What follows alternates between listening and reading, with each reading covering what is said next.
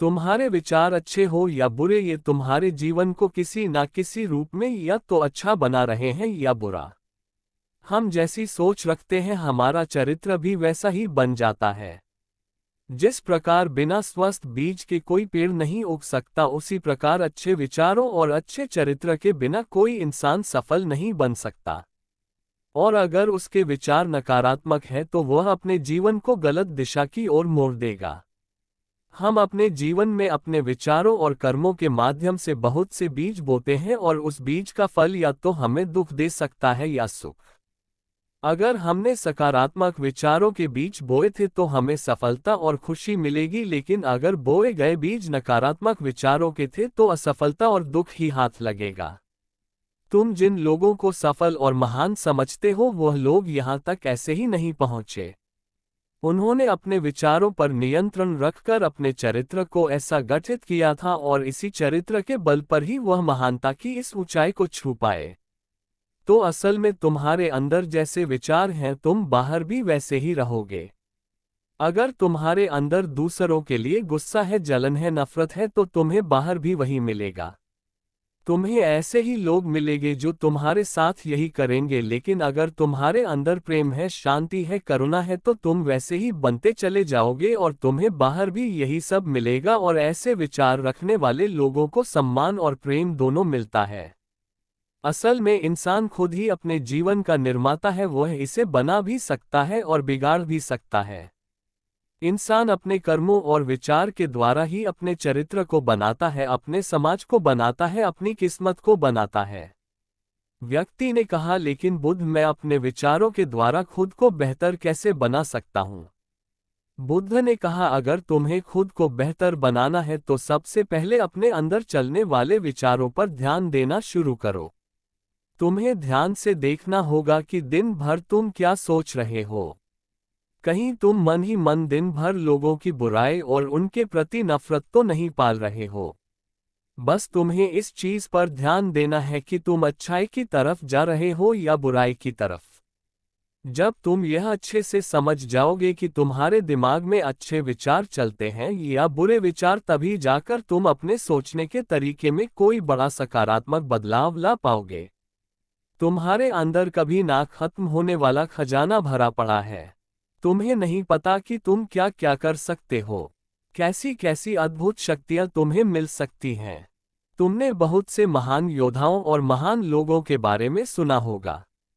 अगर तुम्हें उनकी शक्तियों पर यकीन नहीं है तब भी तुम्हें इतना तो मानना ही पड़ेगा कि बिना आग के धुआं नहीं उठता। उनमें कुछ ना कुछ तो बात रही होगी जिसकी वजह से उनके बारे में इतना कुछ लिखा और कहा गया है। तो आखिर वो कौन से लोग थे जिन्हें संसार ने महायोद्धा और महान आदर्श के रूप में पूजा? अगर हम थोड़ा गहराई से सोचे तो यह वह लोग थे जिन्होंने अपने अंदर के कभी न खत्म होने वाले खजाने को पहचान लिया था। वह हर रोज अभ्यास करते गए, खुद को बेहतर बनाते गए, लोगों की मदद करते गए, सबका अच्छा करते गए और वह दुनिया में महान और अमर बन गए। और अगर तुम भी ऐसा करना चाहते हो तो सबसे पहले तुम्हें अपने विचारों पर ध्यान देना होगा। और दोस्तों, विचारों पर ध्यान देने का सबसे अच्छा तरीका होता है मेडिटेशन। मेडिटेशन क्या है, इसे कैसे और कब करना चाहिए? मेडिटेशन से कैसे हम अपने विचारों को कंट्रोल कर सकते हैं? अगर आप इन सारे प्रश्नों के जवाब पाना चाहते हैं तो ध्यान से सुने। आगे बुद्ध ने कहा, एक इंसान के दिमाग की तुलना एक बगीचे से की जा सकती है।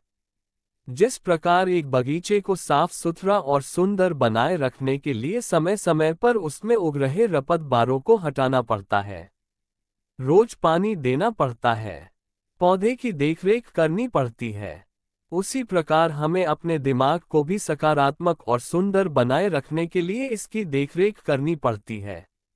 इसमें से नकारात्मक विचारों को लगातार हटाना पड़ता है और सकारात्मक विचारों को जगह दे पड़ती है। इसके लिए हमें डर, चिंता, नफरत और जलन जैसी भावनाओं से खुद को दूर रखना पड़ता है और इसके लिए तुम्हें अपने अंदर चल रहे विचारों पर लगातार ध्यान देना होगा। किसी भी इंसान के अंदर उठने वाले विचार और उसका चरित्र काफी हद तक उसके आसपास के माहौल और उसकी परिस्थितियों पर निर्भर करते हैं, लेकिन इसका मतलब यह नहीं कि अगर किसी इंसान की परिस्थिति खराब है तो उसके विचार भी हमेशा खराब ही होंगे। वह अपने विचारों पर ध्यान देकर उन्हें बदल सकता है, और जैसे ही उस व्यक्ति के विचार बदलेंगे उसका चरित्र और उसके काम करने का तरीका अपने आप बदल जाएगा। बस किसी भी व्यक्ति को धीरे धीरे ये सारी चीजें सीखनी पड़ती है।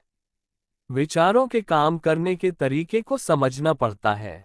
तुम्हें सबसे पहले यह मानना पड़ेगा कि जो काम सामने वाला व्यक्ति कर सकता है वह तुम भी कर सकते हो, बस तुम्हें इसके लिए बार बार अभ्यास करने की जरूरत है। नई चीजें सीखने की जरूरत है।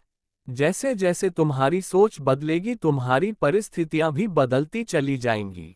जो भी विचार तुम बीज के रूप में अपने मन मस्तिष्क में डालते चले जाओगे वो धीरे धीरे तुम्हारे चरित्र में, तुम्हारे कामों में दिखना शुरू हो जाएगा।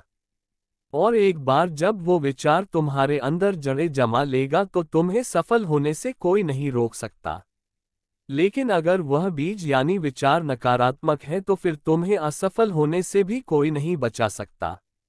इसीलिए अपने विचारों के प्रति बहुत ज्यादा जागरूक होने की जरूरत है कि तुम कैसे विचार अपने अंदर डाल रहे हो। एक बात हमेशा याद रखना, हमें वो नहीं मिलता जो हम चाहते हैं, बल्कि हमें वह मिलता है जो हम हैं और हमारे अपने विचार हैं।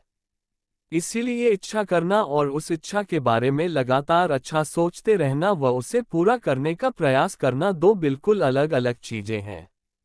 क्योंकि इच्छा तो हर व्यक्ति करता है, लेकिन उस इच्छा के बारे में लगातार सकारात्मक सोचना और उसे पाने के लिए कड़ी मेहनत करना ये बहुत ही कम लोग कर पाते हैं।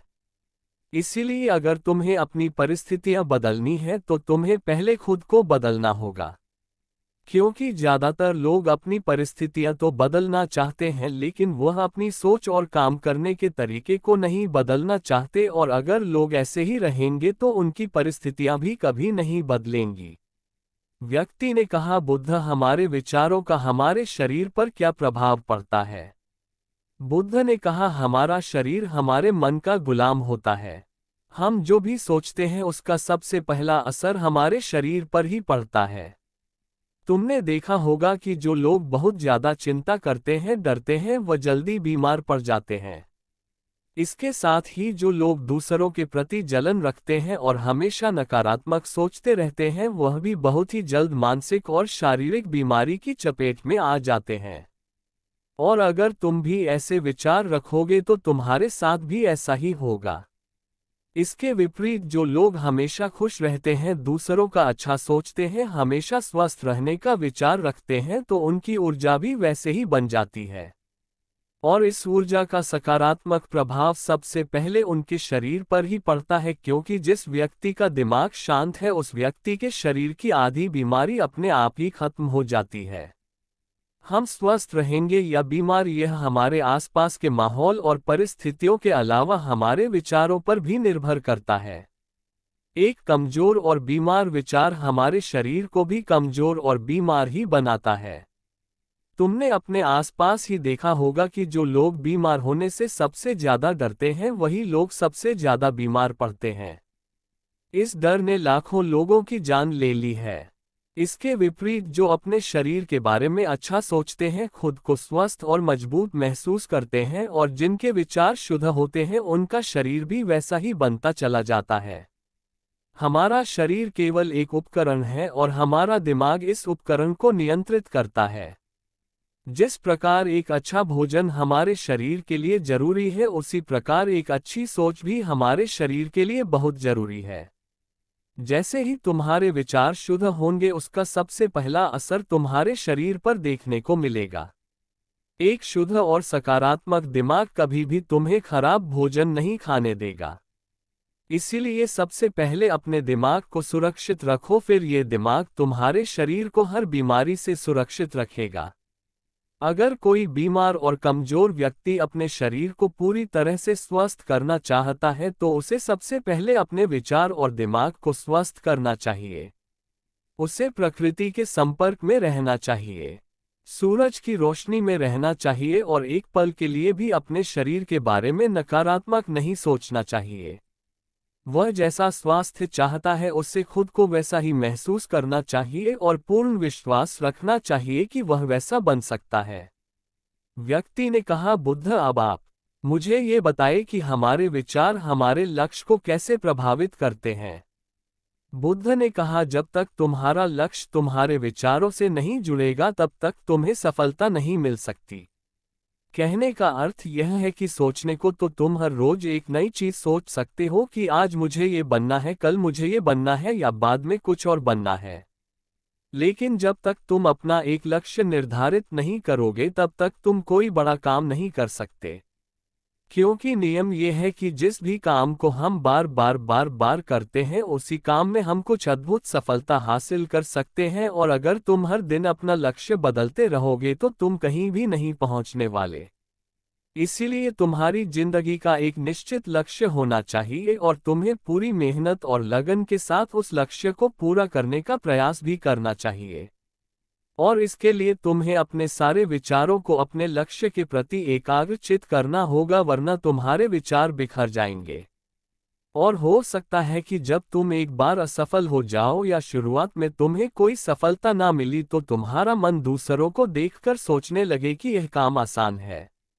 जब यह इस काम में सफल हो सकता है तो मैं भी सफल होकर अच्छा धन और नाम कमा सकता हूं, और हो सकता है कि इस काम में भी असफल होकर तुम दूसरी तरफ भाग जाओ और ऐसा करते करते तुम बहुत से काम कर लो, लेकिन शायद तुम एक भी चीज में सफल नहीं हो पाओ। इसीलिए सबसे पहले तुम्हें कोई एक चीज तो निश्चित करनी ही पड़ेगी, तभी जाकर तुम्हारे विचार एक काम की तरफ केंद्रित हो पाएंगे। अब तुम्हारा वह लक्ष्य कुछ भी हो सकता है, चाहे मानसिक शांति प्राप्त करना हो या अमीर बनना। लेकिन याद रखो, लक्ष्य वह चीज है जो तुम्हारे विचारों को एक दिशा में केंद्रित रख सकता है। अगर तुम अपने लक्ष्य को हासिल करने में बार बार असफल हो रहे हो तो इसका मतलब यह नहीं कि तुम उसे हासिल नहीं कर सकते, बल्कि इसका मतलब यह है कि तुम्हारा अपने लक्ष्य को हासिल करने का तरीका गलत है। तो तुम्हें अपने लक्ष्य को नहीं बल्कि अपनी सोच और अपने काम करने के तरीके को बदलना है। अगर तुम ऐसा करते हो तो तुम धीरे धीरे सीखकर अपने लक्ष्य तक पहुंच जाओगे। कभी भी असफलता से डरना मत। अगर तुम्हें कुछ बड़ा हासिल करना है तो तुम्हें अंदर से बहुत मजबूत बनना पड़ेगा, क्योंकि चाहे तुम कुछ भी करो लोग अक्सर तुम्हें अपनी बातों से कमजोर और हताश करने की कोशिश करेंगे। और अगर तुम डर गए फिर तुम अपने किसी भी लक्ष्य में सफलता हासिल नहीं कर पाओगे, क्योंकि डर तुम्हारी हर आशा हर उम्मीद को खत्म कर देता है और तुम्हारे हर विचार सिर्फ तुम्हारे डर तक ही सिमट कर रह जाएंगे। और डर डर कर तुम अंततः खुद को शारीरिक और मानसिक रूप से बीमार कर लोगे। फिर जाकर तुम्हें समझ आएगा कि तुम अपने इस झूठे डर के एहसास में कितनी बड़ी गलती कर चुके हो, और फिर तुम्हारे लिए उस हालात से खुद को बाहर निकाल पाना बहुत ही मुश्किल होगा। इसीलिए सबसे पहले एक लक्ष्य बनाओ ताकि तुम्हारे विचार उसकी तरफ एकाग्र हो सके। उसके बाद बार बार असफल होने पर भी डरो मत, क्योंकि यह लक्ष्य की प्राप्ति का एक हिस्सा ही है, और पूर्ण भरोसा रखो कि तुम सफल जरूर होगे। व्यक्ति ने कहा, बुद्ध विचार और मन की शांति का क्या संबंध है? बुद्ध ने कहा, मन की शांति वह खजाना है जिसे दुनिया के 1% लोग भी हासिल नहीं कर पाते, और जिसने ये खजाना हासिल कर लिया वह इस दुनिया का सबसे खुशनसीब इंसान है। वह लोगों की भीड़ में सबसे अलग नजर आता है। ये कहने में जितना आसान लगता है असल में यह उतना आसान है नहीं। मन की शांति को केवल लंबे समय तक आत्मनियंत्रण के द्वारा ही पाया जा सकता है। जब कोई व्यक्ति खुद को और दुनिया को समझ लेता है, मोह और प्रेम के बीच के अंतर को समझ जाता है, उसके अंदर से नफरत डर और जलन जैसी भावनाएं खत्म हो जाती हैं, तब जाकर एक व्यक्ति सच्ची मन की शांति को पा सकता है। और यही हर इंसान का अंतिम लक्ष्य भी है। एक अंदर से शांत व्यक्ति बुरी से बुरी परिस्थिति में भी खुद को नियंत्रित रख सकता है। जितनी मानसिक शक्ति एक शांत इंसान के पास होती है उतनी और किसी के पास नहीं होती। शांत इंसान का मतलब एक ऐसे व्यक्ति से है जिसका मन पूरी तरह से शांत हो चुका है, क्योंकि जैसे ही तुम्हारा मन शांत हो जाएगा तुम्हारे सभी विचार शांत हो जाएंगे, और तब तुम महसूस कर पाओगे कि असल में तुम्हारा दिमाग कितना शक्तिशाली है। जैसे ही तुम्हें मन की शांति मिलेगी, तुम्हें यह अनुभव होगा कि तुम्हारी मानसिक शक्ति इतनी बढ़ चुकी है कि अब तुम्हारे लिए हर काम आसान हो चुका है।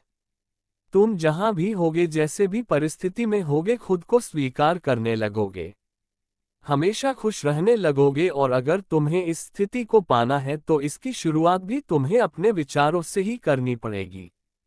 अपने विचारों को नियंत्रित करके, और अपने विचारों पर यह नियंत्रण तुम हासिल कर सकते हो सिर्फ और सिर्फ ध्यान के माध्यम से। इतना कहने के बाद बुद्ध मौन होकर ध्यान में लीन हो गए और वह व्यक्ति भी उनको प्रणाम कर वहां से चला गया। दोस्तों, उम्मीद है कि आपको ये वीडियो पसंद आई होगी। धन्यवाद। नमो बुद्धाय।